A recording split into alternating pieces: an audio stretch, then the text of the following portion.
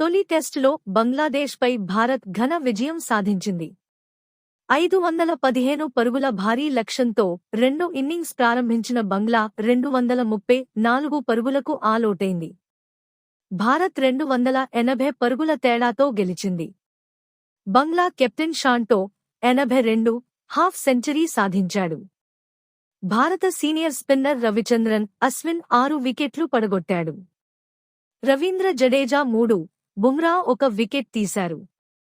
తొలి ఇన్నింగ్స్లో భారత్ 376 పరుగులు చేయగా బంగ్లాదేశ్ 149 పరుగులకే ఆలౌటైంది. అనంతరం భారత్ రెండో ఇన్నింగ్స్ 287/4 స్కోరు వద్ద డిక్లేర్ చేసింది. దీంతో 2 టెస్టుల సిరీస్లో భారత్ 1-0 వరకు ఆధిక్యంలోకి దూసుకెళ్లింది.